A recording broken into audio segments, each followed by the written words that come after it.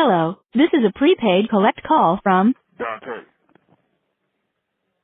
An inmate at the Jackson Correctional Institution. All calls, other than properly placed attorney calls, may be monitored and recorded. To accept charges, press 1. To refuse charges, press 2. If you would like to permanently block your number from receiving calls from this facility, press 6. for balance and rate quotes, press 7. Thank you for using CenturyLink. You may start the conversation now. Welcome to the Incarcerate U.S. podcast. I'm your host, Dante Cottingham. And this morning, I'm speaking to Miss Skylar Economy. She is a journalist and filmmaker that produced and directed a short documentary entitled Free Scholars, and is the executive producer and co-director of a documentary film entitled From Incarceration to Education. Good morning, Miss Economy. Good morning. I'd like to thank you for taking the time to have this discussion with me. Thank you. I have some questions I'd like to ask you to get your perspective on some of the components of mass incarceration in America. But before we get to those, let's talk first about your short documentary, Free Scholars. What is it about and what inspired its creation? Yeah, so Free Scholars, I did a few years actually, and I was a student at UC Berkeley and had read an article that had just come out in the local publication about two formerly incarcerated students at UC Berkeley who had served time in solitary confinement for many, many years and were now doing amazing things on the UC Berkeley campus. And I was just amazed by that, and a lot of people hadn't known about that at all. And so I decided to go to the organization that was just starting, which is an organization at UC Berkeley for formerly incarcerated students. And I ended up following the lives of two individuals within the organization, and kind of showed their lives before incarceration, how living in specific neighborhoods impacted their lives through incarceration, and then how they got to UC Berkeley. And so that film is currently being screened in a few youth detention centers, law schools, and other mentorship organizations across the country. Okay. And it's my understanding that it's shown in some like youth detention centers and criminal justice organizations as well. For what purpose? For what purpose are it shown there? Yeah.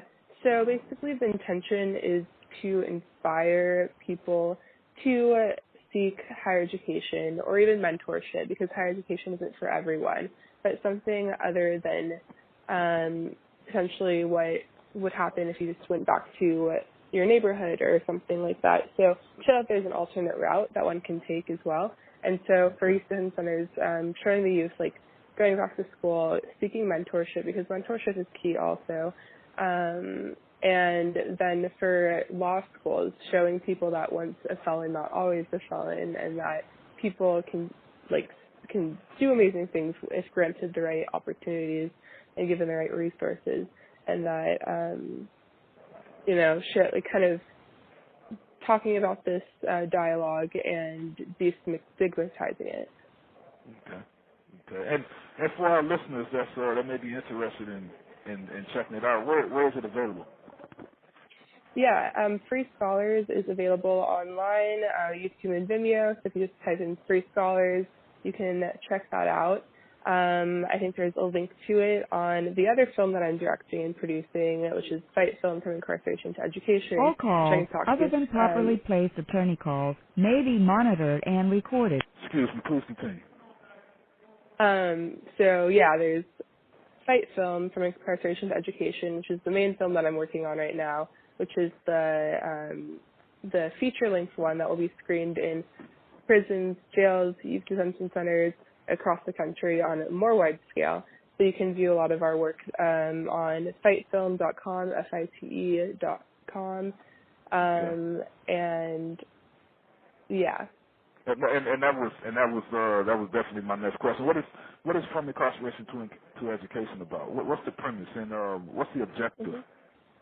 Yeah, so From Incarceration to Education is a two-part documentary series, and the first documentary is about a 30-minute documentary following the lives of four formerly incarcerated students, all of various backgrounds, all from different areas, and they all have one thing in common as well, and that is being UC Berkeley students in higher education from the varying One is a PhD student, one is a Goldman School of Public Policy student, two are undergraduate students, and this really follows it shows we go back to their neighborhood where they grow up and talk about, what happened in their life and showing that kind of cycle that they went through and that constant cycle and how the felony conviction really is a detriment and how it made it really difficult to even be a productive citizen if they couldn't even, it's really difficult to get jobs, housing, whatever it might be, and how they made it to community college and how they made it to higher education.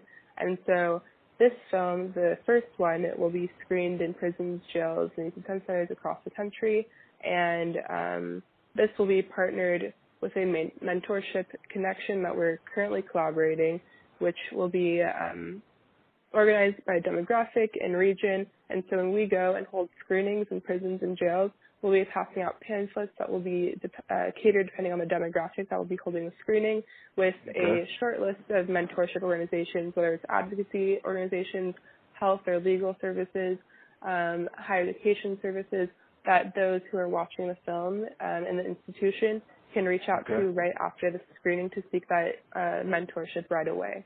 So it makes the process of reentry a lot easier.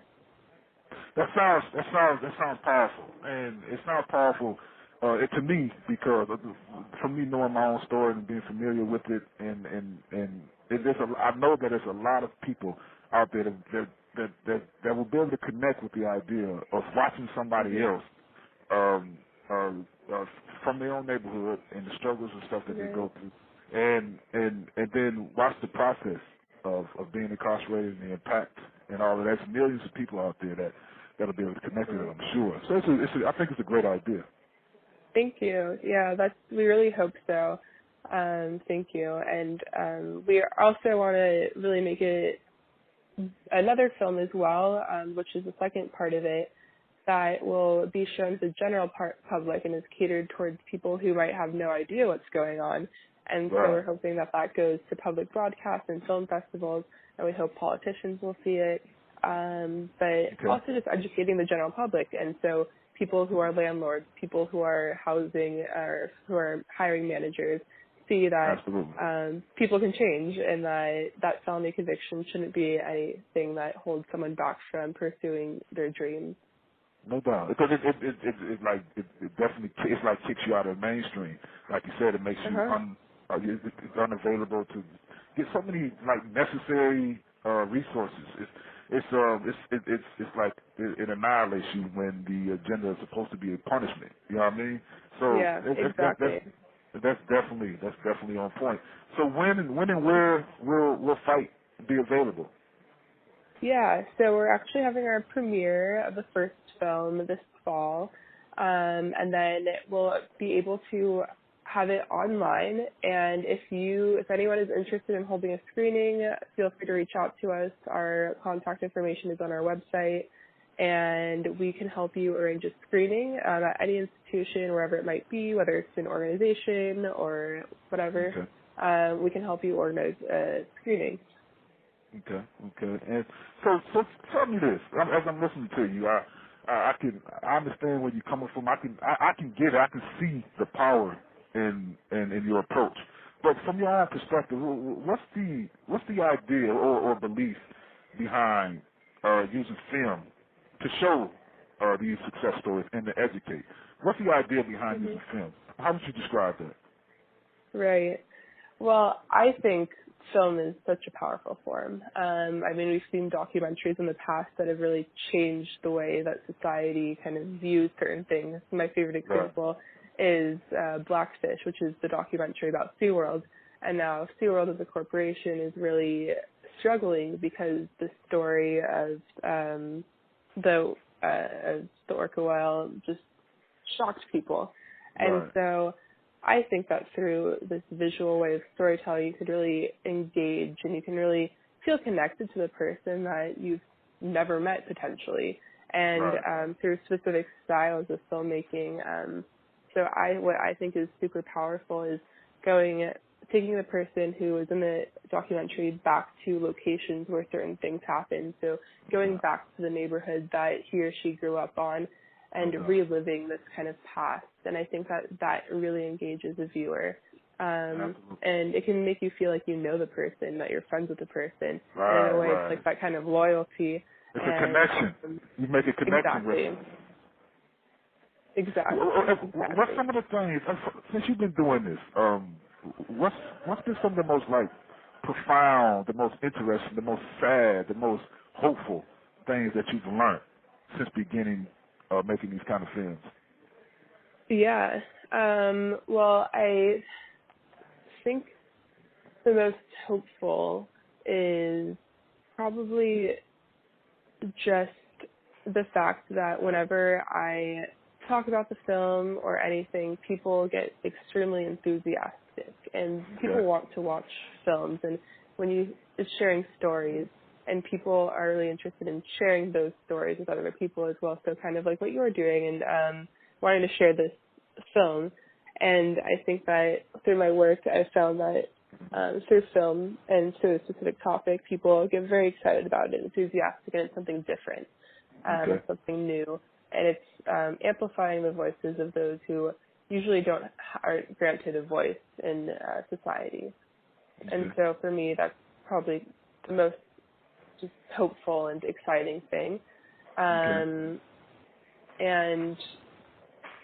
yeah. Did you learn some things about the criminal justice system that you wasn't aware of?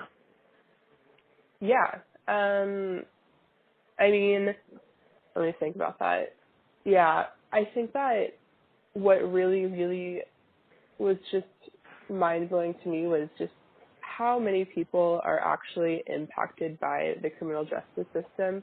Right. So, I mean, yeah, we have this staggering statistic that it's 2.3 million people every single day that is incarcerated. But that also includes the family members that statistic doesn't, but people who are family members, people who are just getting out and then potentially back in the system. And I'd say whenever I talk to someone, people are like, oh, my uncle was incarcerated and my friend was incarcerated. It affects so many people. And so it's like, why isn't this a larger topic that people are trying to systemically change or have an open dialogue about? And what do you think the answer to that question is? Well, I think it's one of those embedded kind of systems that has just been there, and people are afraid. I think a lot of people are afraid of criminal justice reform in a lot of ways because it's something that's been a part of our society and political spectrum for so long. It's, in a lot of ways, for those who are more educated, realize that it's a very, very deep-rooted, very difficult thing to change. And, of course, when you bring in the private prisons and when you bring in politics, corporations, money, people also don't want to change that, and those are typically the people in power. And so there are a lot of different kind of ways that you can look at that. But I think that, I don't know if you've seen the film by Ava DuVernay, The 13th, but there are a lot of great films now that are more high profile that are talking about criminal justice and that kind of thing and recidivism and making that a mainstream dialogue. So from my perspective as a filmmaker, I think that through mainstream media such as news, through journalism, through film, that would educate the public and maybe spark that dialogue in mainstream. Okay. I think a person would have to be kind of like very passionate about incarceration issues to devote the amount of time and energy required to produce these kind of films. How would you describe where your passion comes from? Yeah. So kind of as I briefly mentioned, I was a student at UC Berkeley, and growing up, I knew a few people who had gone to juvenile hall, that kind of thing. And I didn't really know much about it, and I think that's what really sparked my interest is when I read this article, and it was these two students who were in their senior year at UC Berkeley, and they had served, I think, 10 years each in solitary confinement and had served previous years locked up, and they were currently, on scholarships, on these amazing fellowships, higher GPAs than I had, like everything. And they were starting this organization, and I didn't really realize that that there were actually a big, large group of people who had been in prison, jail, whatever it might be, who were at an institution, which is one of the highest institutions in the whole entire world, which is UC Berkeley. And so I have always primarily done a lot of little shorter kind of journalism things based around stigma, and stigma within society is a really big interest for me. Like my brother growing up is learning disabled, and so I've found a lot of correlations to disability and incarceration, having a felony conviction. So I see that tie. So that comes from like a more personal standpoint as well. So I think that's really what sparked my interest. Okay. And so how do you, when you look at the overall picture of mass incarceration in America and all the dynamics, how do you believe America has gotten itself into this crisis? Yeah, well, that's a extremely complex no question. I mean, so I definitely do think it just started from the beginning of America. And I've read The New Jim Crow by Michelle Alexander, and I definitely think that that's a huge factor of it. It's a matter of a lot of it is race. And so starting with the slavery kind of, it's like the system to keep specific races incarcerated out of society, that kind of thing. And then you can also systemically kind of think of that from the streets. So it's pushing these specific red-lined communities that were red-lined at a specific point, and kind of keeping them lower than everyone else.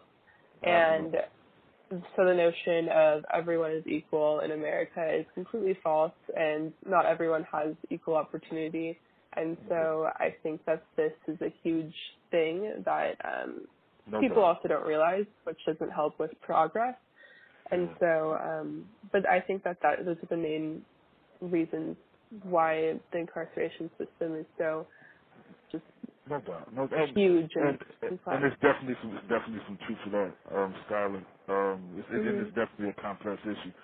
And putting reform in America is going to be a complex issue as well. But what do you believe? What do you believe are our first steps toward complete reform? Yeah. I think first steps, so I definitely think that those who have been, so what you're doing, those who are personally impacted by the criminal justice system, can help those who are on the streets, can help those from even starting to sell drugs, whatever it might be. That would be pathways, like easy pathways to incarceration, like what their brothers, what their fathers, what their grandfathers did. Which society is kind of pushing upon the specific groups of people, specific neighborhoods. And so those who have been impacted, teaching those who haven't quite yet that that's not a feasible route and that like we need to make a shift, because from the standpoint All of calls other than properly placed attorney calls may be monitored and recorded. I think they want to see like this change, and I think that the change will start from those who are impacted first. And I think that I believe that. And look, I would like to tell you personally, thank you for doing what you're doing. It's a big deal, and that's, I believe that awareness is one of the most powerful weapons that this movement has, and you contributing to making people aware and educating people about the truth about incarceration in America from the beginning to its manifestation. So I deeply appreciate the work you're doing, and hope that you continue. I'd like to thank you also for taking the time to have this discussion with me this morning. This conversation was a delight. Very easy. Very easy. You have 1 minute left. Very easy to talk to. Thank you again for taking the time to talk to me. Thank you for having me. You're welcome. Great. You're Thank you. welcome. So this is Dante, and I'd like to invite you back before I sign off. I'd like to invite you back when your film comes out and let us know what happened and what you see and what your experience is about. So please come back. Yes. This is Yes, I would love that. no doubt. This is Dante signing off with the Incarcerate US podcast, the place where all of our voices come together. The caller has hung up.